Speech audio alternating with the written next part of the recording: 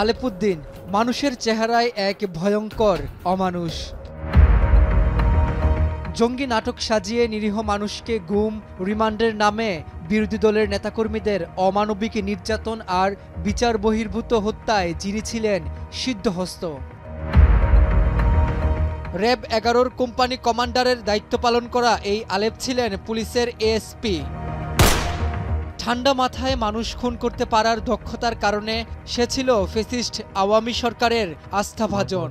Alepuddin PPM মূলত জঙ্গি সেলের ইনচার্জের দায়িত্ব পাওয়ার পরই আলেপ হয়ে ওঠেন নারায়ণগঞ্জের মানুষের কাছে মূর্তিমান আতঙ্ক। জানা যায় নিজেকে জল্লাদ ও টার্গেট শুটার নামে পরিচয় দিতে গর্ববোধ করত এই আলেপ। অপরাধী অলওয়েজ অপরাধী। বিরোধী দলীয় নেতাকর্মী কিংবা ব্যবসায়ী মতের অমিল হলে কেউই বাদ যেতেন না তার নির্যাতনের হাত থেকে।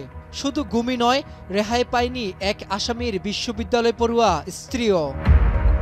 স্বামীকে ক্রসফায়ারের ভয় দেখিয়ে রোজা ভাঙিয়ে স্ত্রীকে একাধিকবার করা হয় ধর্ষণ। তার স্বামীকে হত্যার ভয় দেখিয়ে তাকে বাধ্য করে একাধিকবার রমজান মাসে রোজা ভাঙিয়ে তাকে ধর্ষণ করা হয়েছে। এই তথ্য প্রমাণ আদি আমাদের কাছে এসেছে। জঙ্গি নাটক সাজিয়ে স্ত্রী সন্তানকে ধরে এনে নির্যাতন ও ভয় দেখিয়ে মন গড়া জবানবন্দি নিয়ে আইন শৃঙ্খলা বাহিনীর ঊর্ধ্বতন কর্তাদের খুশি রাখতেন এই আলেপ। নির্যাতনের শিকার হওয়া ভয়ঙ্কর সেসব বর্ণনার কথা এখন টেলিভিশনকে জানান বেশ কয়েকজন ভুক্তভোগী। ক্রসফায়ারের ভয় দেখানো হতো, বিভিন্ন লোকের নাম বলতে বলা হতো। আসলে তো আমরা জঙ্গি ছিলাম না। ইলেকট্রিক শর্ট থেকে শুরু করে আপনার চেয়ারে বসিয়ে মাটির সাথে শোয়াইয়া বুকের উপরে পা দিয়ে তারপরে লাঠি দিয়ে খোঁচাইয়া আমি নিস্তেজ হয়ে যেতাম। এরপর আবার একটু পানি খাওয়াতো, আবার 5-10 মিনিট বিশ্রাম দিত, আবার উঠে আবার শুরু করতো। এবং জানের হুমকি তো দেই, আর বউ পোলাপন দেখবি না, বেল শেষ, আবার অনেকের গাড়িতে উঠে নিয়ে যায়, এখনই ক্রস দিয়ে দেবো। পতিত সরকারের প্রধান শেখ হাসিনা ভারতে পালিয়ে গেলে আলেপের বিরুদ্ধে গুমের অর্ধশতাধিক অভিযোগ পড়েছে আন্তর্জাতিক অপরাধ ট্রাইব্যুনালে। তার গুমের নাটক, জঙ্গির নাটক, সবগুলা নাটক মঞ্চায়নের সময় হচ্ছে তার র্যাব 11-এর চাকরিকালীন সময়ে। এমনও হয়েছে উনি উঠিয়ে আনছে বাগেরহাট থেকে, খুলনা থেকে, ঢাকা থেকে, ঢাকার বাইরে অসংখ্য মানুষ আছে। আলেপুদ্দিন পিপিএম অতিরিক্ত পুলিশ সুপার র্যাব 11।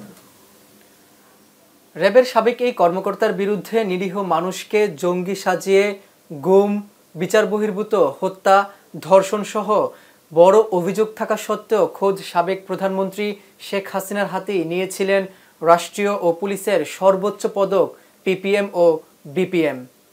অপরাধ বিশ্লেষকরা বলছেন সরকারের মদতপুষ্ট থাকা ও তার ক্ষমতাকে টিকিয়ে রাখার অংশ হিসেবে এই কর্মকর্তাকে শাস্তি না দিয়ে দেওয়া হয়েছিল সম্মাননা, আর তাতেই সে বেপরোয়া হয়ে উঠেছে আরও বেশি।